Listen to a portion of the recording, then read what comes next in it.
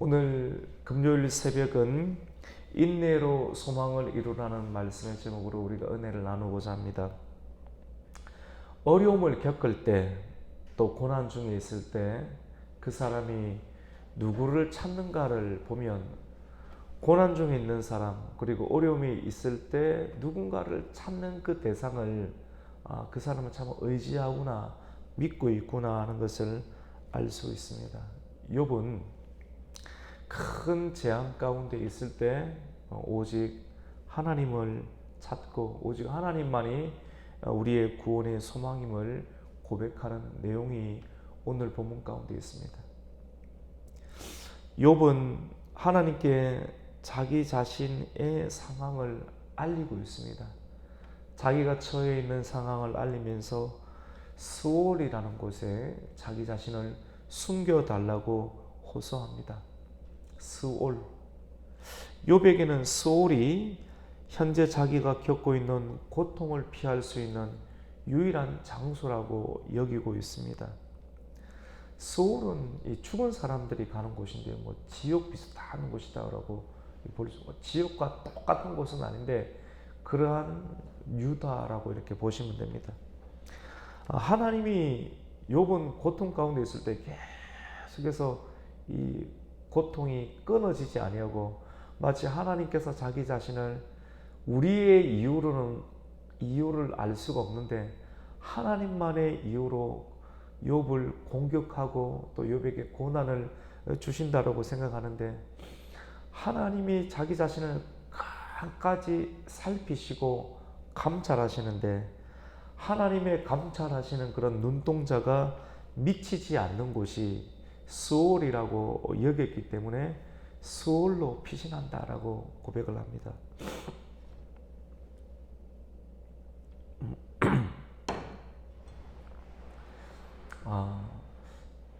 하나님을 산자의 하나님이라고 고백하지 않았습니까? 이 산자의 하나님이라고 고백하는 것도 신앙의 굉장히 깊은 단계 속에서 깨달을 수 있는 영역인데 욥은 하나님이 죽은 자의 하나님이 아니라 산자의 하나님이다 라고 하는 것을 깨닫고 알았습니다. 그래서 그가 고통 가운데 있을 때 하나님은 산자의 하나님이기 때문에 살아있는 사람에 대해서 하나님께서 관리하시고 그들을 살피시고 그들을 세워주시고 지켜주시는 그런 하나님이심을 알았기 때문에 죽으면 죽은 자들이 가는 그런 소울에서는 하나님의 감찰하시는 눈동자가 없을 것이다 라고 여기고 그곳에 피신하기를 원했습니다. 시편에 보면 구원의 산성, 구원의 요새, 구원의 피난처, 특별히 시편 18편에 그런 내용이 나오잖아요. 하나님은 나의 산성이시다. 하나님은 나의 요새이시다 라고 고백을 하는데 욥처럼 극한의 고통과 역경에 처했을 때 욥은 하나님이 공격하시고 또 하나님이 감찰하시는데 감당할 수 없는 역사로 욥에게 다가오기 때문에 그의 피난처를 나의 스올이다 라고 고백하며 여깁니다. 욥은 스올이라는 곳에 한번 내려가면 다시는 돌아올 수 없다는 것을 알고 있습니다. 그럼에도 스올에 숨어 있겠다라고 하는 것은 그만큼 욥의 상황이 절박하다는 것을 알리고 있습니다. 죽은 자들이 가는 그런 스올, 죽은 자들의 세계인 스올, 이 스올은 하나님이 더 이상 감찰하지 않고 또 하나님께서 더 이상 관심을 두지 않는 곳이라고 여겼습니다. 여기에 숨어 있고 싶은 거예요. 너무 고통이 심하니까.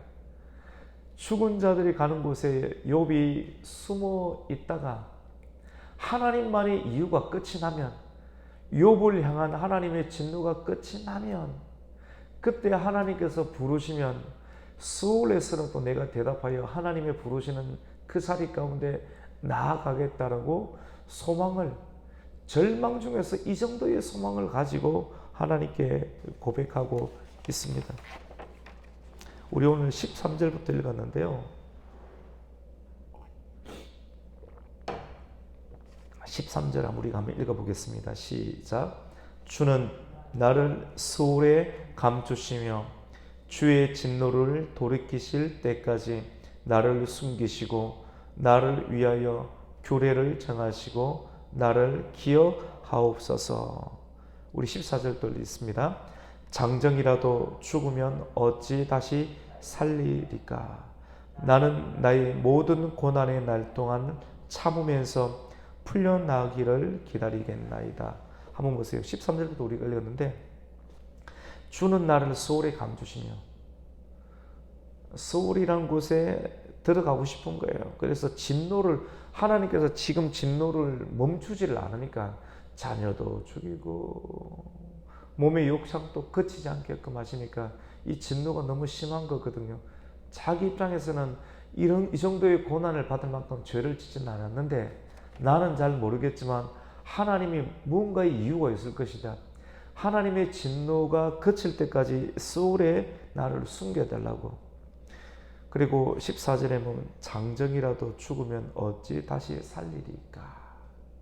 나의 모든 고난의 날 동안 참으면서 이 소울에 들어가서 풀려나기를 기다리겠다. 우리 15절에 보시면 주께서 근데 나를 부르신다면 나는 대답하겠습니다. 소울에서라도 내가 대답을 하겠습니다. 라고 이렇게 고백을 하고 있습니다.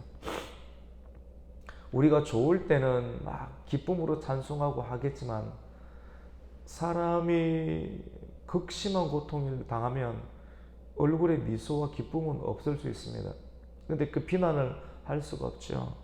근데 그 상황 가운데서도 스올에까지 들어가서 하나님 부르시면 내가 대답하면서 나가겠습니다. 이게 소망 가운데 고백하고 있습니다. 굉장히 절망적인 환경인데 그 상황 가운데서도 인내하며 마음 가운데 한 줄기 소망을 가지고 기도하고 있는 그런 상황을 우리는 오늘 이 욥의 상황을 통해서 발견할 수가 있습니다. 연약한 인생을 기억하시고 궁극적으로 구원의 은혜를 베풀어 주실 분은 오직 여호와 하나님밖에 없는 줄로 믿습니다. 욥은 자신의 모든 고난의 난을 지금 참고 있습니다. 참고 참다가 다 떨어지고 그 상황 가운데서도 울부짖고 기도하고 있는 상황. 남들이 보면 이것이 기도가 아니고 소망의 내용이 아니라고 볼 수 있어요. 그런데 그 상황 가운데 처하지 아니했기 때문에 그렇습니다. 성경에 보면 특히 로마서에 보면 환난은 인내를, 인내는 연단은 소망을 이루는 줄 알미노라 라고 사도 바울이 로마서 5장 3절과 4절에 고백하고 기록을 하고 있습니다. 사람이 고난을 당할 때 그 고난의 길이, 고난이 참 길지요. 고난의 길이와 그 고난의 끝을 정하시는 분은 누구십니까? 하나님이시죠. 고난의 길이를 정하시는 분도 하나님이시고 이제 고난을 끝을 내야 되겠다라고 그 끝을 정하시는 분도 하나님임을 우리는 기억해야 됩니다. 그래서 우리가 온전해지기 위해서 우리가 성경을 통해서 하나님께서 우리에게 책망하시고 성경을 통해서 우리가 깨닫게 하시고 또 삶의 환경을 통해서 우리를 이끌어 가시는데 이 모든 것은 우리를 온전한 사람으로 만들기 위함이다라고 말씀을 합니다. 그러기 위해서 우리는 인내를 배워야 됩니다. 인내는 어떻게 배우는가 하면 환난을 통해서 환난이 있을 때 잘 참아내는 것, 기다리고 그래서 전도서의 기자와 시편의 기자와 잠언의 기자는 기다리는 것이 지혜라고 합니다. 기다리는 것이 지혜고 지혜가 있는 사람은 기다리죠. 지혜가 없는 사람은 뛰쳐나갑니다. 뛰쳐나가는 것. 근데 지혜가 있고 또 지혜는 그냥 배워지는 것이 아니라 환난을 통해서 인내하고 인내가 지혜라고 이렇게 볼 수가 있습니다. 인내를 배우고 인내를 우리의 입술과 성품과 육신 가운데 체득을 하는 것이 참 중요합니다. 왜냐하면 성도는 인내를 통하여 믿음을 연단받고 또 인내를 통해서 구원의 소망을 이루기 때문입니다. 하나님은 끝까지 참고 환난을 이기는 자에게 면류관을 주시는 줄로 믿습니다. 우리 권사님 이 끝까지 인내를 통해서 하나님 천국 가셔서 놀라운 하나님의 면류관을 받기를 주님의 이름으로 축원합니다. 저도 받아야 되고 우리 권사님도 받아야 되고, 인내를 이룰 때 오늘 말씀을 통해서 어떻게 해야 되는가? 이 환난이 많고 고통이 많은데 끝까지 입을 꾹 다물 수 있는가? 그건 아닌 것 같아요. 내면의 입은 다물어야 되는데 불평의 입은 다물어야 돼요. 욕하고 불평하고 원망하는 그러한 입술은 다물어야 되고 옳은 것이 입으로 새어 나와야 되는데, 고통이 심한데 우리가 어찌 가만히 있을 수 있습니까? 이 반응이 중요한데요. 하나님의 은혜가 우리에게 올 때 아멘으로 반응하는 것도 중요하고, 기쁜 일이 있을 때 함께 웃으면서 기뻐하는 반응도 참 정상적인 반응을 하는 건 참 중요합니다. 그리고 고통이 심하고 환난이 심할 때 인내가 우리에게 요구가 될 때 우리는 반응을 해야 되는데 어떻게 반응하는가? 애통해야 됩니다. 애통한다. 우리 오늘 22절 마지막 절 우리 같이 한번 읽겠습니다. 같이 21절부터 읽을게요. 시작. 그의 아들들이 존귀하게 되어도 그가 알지 못하며 그들이 비천하게 되어도 그가 깨닫지 못하나이다. 22절입니다. 다만 그의 살이 아프고 그의 영혼이 애국할 뿐이니이다. 지금 욥이 이 피부가 엉망입니다. 엉망. 피부가 좀 피곤하면 이 가려움증도 있고 터져 나오기도 하죠. 또 좀 심하면 대상포진 되게 아프거든요. 이 면역이 떨어지고 힘들 때 그게 터져 나오지 않습니까? 그거에도 웬만한 사람들 뭐 중리산이 하지 않습니까? 그런데 이 욥은 극심한 피부병 악창에 걸려서 사람의 형체를 알아볼 수 없을 만큼의 고통 가운데 있습니다. 그래서 22절에 보면 다만 그의 살이 아프고 살이 아파요. 그리고 그의 영혼이 어떻게 합니까? 애곡할 뿐이니이다 라고 고백을 합니다. 무슨 말입니까? 아플 때는 울어야 됩니다. 아플 때 입을 꾹 다물고 있으면 그냥 넘어갈 수도 있으니까, 사람이 하나님께서 희노애락을 주신 거, 울 때 울고 그리고 웃을 때 웃는데 중요한 것은 어떻게 우느냐는 것입니다. 그리스도인들은 모든 즐겁고 기쁘고 슬프고 이 애통하는 문제를 사람 앞에서 하는 것이 아니라, 같이 봅시다. 하나님 앞에서, 하나님 앞에서 해야 됩니다. 신앙은 하나님 앞에 서는 겁니다. 설교하는 것도 하나님 앞에서 해야 되고, 복음을 전하는 것도 하나님 앞에서 해야 되고, 하나님께서도 우리에게 좋은 것을 주시면 하나님 앞에서 감사해야 되고, 하나님 앞에서 울어야 되는 것이 중요합니다. 모든 것을 믿는 사람은 하나님 앞에서 해야 할 줄로 믿습니다. 하나님 앞에서 울면 괜찮습니다. 사람 앞에서 울고 사람 앞에서 웃는 것, 사람 앞에서 어떤 것 하는 것, 물론 그렇게 드러나기도 합니다. 그런데 하나님을 배제하면 안 됩니다. 식사를 할 때도 기도 안 하는 이유는 하나님이 이 자리 식사 자리 가운데 함께하고 있습니다. 오늘은 우리 권사님 혼자만 오셨지만도 그래도 우리가 기쁨으로 웃으면서 우리가 이 말씀을 듣고 나눌 수 있는 것은 이 자리 가운데 우리를 구원해 주신 하나님께서 함께하고 있음을 믿기 때문입니다. 할렐루야. 하나님 이 자리에 계십니다. 우리 믿음을 가져야 되는 것이죠. 하나님이 이 예배를 받으시는 분은, 많은 사람이 엄청 많으면 예배 드릴 분위기가 생긴다고 하거든요. 물론 그럴 수 있습니다. 물론 그렇습니다. 그런데 그렇지 않아도 우리는 기뻐해야 되는데, 하나님이 예배를 받으신다. 한 사람이라도 하나님께서 예배를 받으신다는 그런 믿음으로 우리는 예배를 드리는 것입니다. 하나님은 어쩌면 욥을 치셨어요. 죄가 있어서 쳤기보다는 하나님의 이유로 사단에게 욥을 허락을 했습니다. 하나님의 특별한 경륜이 있으세요. 그 하나님의 섭리와 경륜 속에서 우리가 이해되지 아니하는 하나님의 치심이 있을 수 있어요. 조금 노골적으로 표현해서 하나님 치신다. 그렇게 표현할 수도 있어요. 괜찮습니다. 하나님이 우리를 욥을 치시듯 우리를 치실 수 있어요. 그리고 하나님이 우리를 때릴 수 있습니다. 그때는 어떻게 해야 되는가? 울어야 됩니다.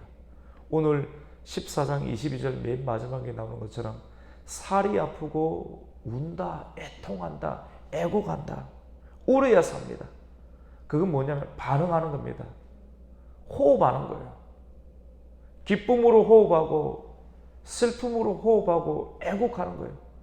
하나님의 눈물이 있는데 그 하나님의 눈물이 하나님의 택한 백성을 통해서 눈물을 주시는 거예요. 하나님 영이신데 그 영이신 하나님의 그 속성, 그 성품이 하나님의 택한 백성에게 눈물로 나오는 욥을 통해서 한나의 시대에 수많은 자녀들이 있지만도 하나님의 마음에 맞는 자녀가 한 사람도 없는 하나님의 마음을 한나가 무슨 죄가 있습니까? 신실한 한나에게 넣어주는 거예요. 그 한나의 고통 가운데 있는 그리스도인들의 고통은 단순한 고통이 아니라 하나님의 마음의 대변입니다. 율법적인 사람은 네가 죄를 지었기 때문에 비난하고 또 정죄하지만 하나님을 신실하게 믿는 사람들이 나타나는 고통, 그 고통은 하나님의 마음의 대변이라는 사실을 기억하면서 우리가 오늘 말씀을 통해서 우리가 위로를 얻을 수 있습니다. 울 때는 울어야 됩니다. 평생 울지는 않습니다. 아프면 우십시오.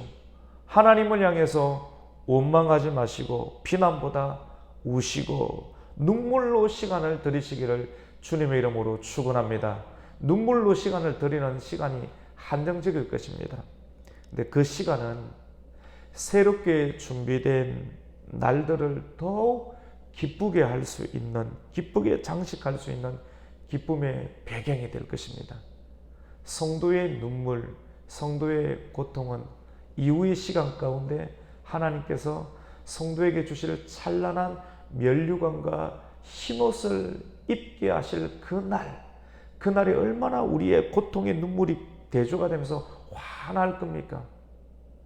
오늘의 고통과 눈물은 내일의 기쁨과 환희를 위한 그런 배경색이 된다라고 하는 사실을 기억하면서 오늘 성도의 인내를 믿음으로 또 기쁨으로 온전히 이루시기를 주님의 이름으로 축원합니다. 아멘. 하나님 감사합니다. 성도의 고통, 성도의 아픔은 하나님의 고통이요 또 하나님의 눈물로 드러나게 됩니다. 죄가 있을 수도 있지만 우리가 율법적인 형태로 이 부분을 다루지 아니하고 하나님의 뜻으로 우리가 받아들이고 잘 인내하여 환난을 통해서 우리가 인내를 배우고 인내를 통하여서 우리가 연단을 받고 연단을 통해서 하나님의 놀라운 소망을 이루어낼 수 있는 하나님의 성도들이 되게 하여 주시옵소서.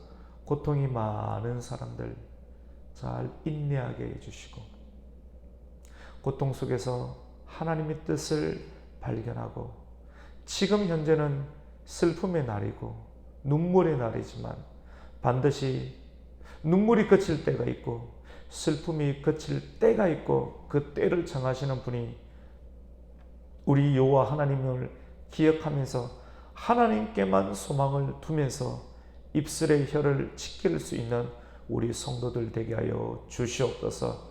반드시 기쁨의 날이 올 것인데 주님께서 주시는 찬란한 면류관의 날이 올 것인데 그 찬란한 기쁨의 날들에 그 기쁨을 더하기 위해서 우리에게 지금 고통의 시간이 있고 슬픔과 눈물의 시간이 있음을 기억하며 우리가 하나님께서 다시 임재하시고 하나님의 큰 은혜로 우리에게 다가오실 때 다시는 눈물이 없는 그날을 우리가 기억하면서 오늘을 잘 믿음으로 버텨내고 찬송함으로 버텨내고 소망 중에 우리가 하나님을 바랄 수 있는 입술의 고백이 나오게 하여 주시옵소서.